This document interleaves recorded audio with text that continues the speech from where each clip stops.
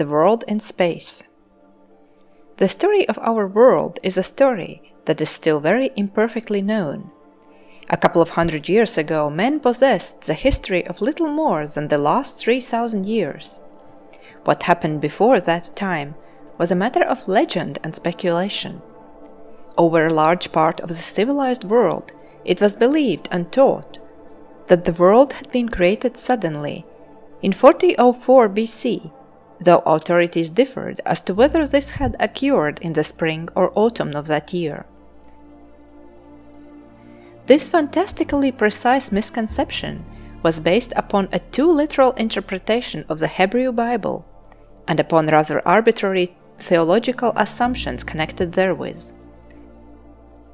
Such ideas have long since been abandoned by religious teachers, and it is universally recognized that the universe in which we live has to all appearances existed for an enormous period of time, and possibly for endless time. Of course, there may be deception in these appearances, as a room may be made to seem endless by putting mirrors facing each other at either end. But that the universe in which we live has existed only for 6,000 or 7,000 years may be regarded as an altogether exploded idea. The Earth, as everybody knows nowadays, is a spheroid, a sphere, slightly compressed, orange fashion, with a diameter of nearly 8,000 miles. Its spherical shape has been known at least to a limited number of intelligent people for nearly 2,500 years. But before that time, it was supposed to be flat, and various ideas which now seem fantastic were entertained about its relation to the sky and the stars and planets. We know now that it rotates upon its axis, which is about 24 miles shorter than its equatorial diameter, every 24 hours, and that this is the cause of the alternations of day and night, that it circles about the Sun in a slightly distorted and slowly variable oval path in a year.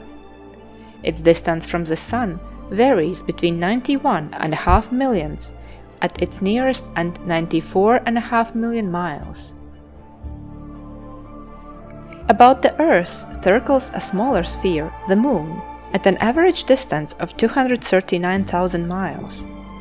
Earth and Moon are not the only bodies to travel around the Sun.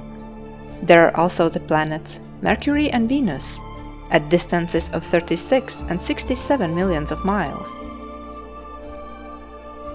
And beyond the circle of the Earth, and disregarding a belt of numerous smaller bodies, the planetoids, there are Mars, Jupiter, Saturn, Uranus and Neptune, at mean distances of 141, 483, 886, 1,782 and 1,793 millions of miles respectively. These figures in millions of miles are very difficult for the mind to grasp. It may help the reader's imagination if we reduce the Sun and planets to a smaller, more conceivable scale. If then we represent our Earth as a little ball of 1-inch diameter, the Sun would be a big globe 9 feet across and 323 yards away. That is about a fifth of a mile, 4 or 5 minutes walking. The Moon would be a small pea 2.5 feet from the world.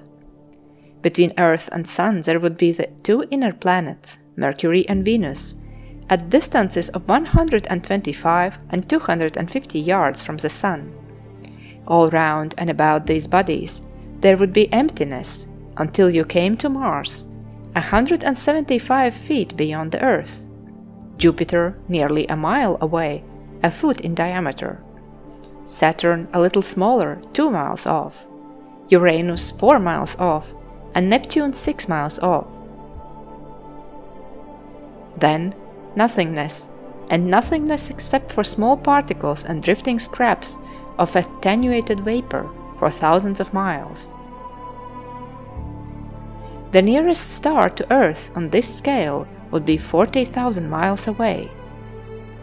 These figures will serve perhaps to give one some conception of the immense emptiness of space, in which the drama of life goes on. For in all this enormous vacancy of space we know certainly of life only upon the surface of our earth. It does not penetrate much more than 3 miles down into the 4,000 miles that separate us from the center of our globe, and it does not reach more than 5 miles above its surface. Apparently, all the limitlessness of space is otherwise empty and dead. The deepest ocean dredgings go down to 5 miles. The highest recorded flight of an aeroplane is little more than 4 miles. Men have reached to 7 miles up in balloons, but at a cost of great suffering. No bird can fly so high as 5 miles, and small birds and insects which have been carried up by airplanes drop off insensible far below that level.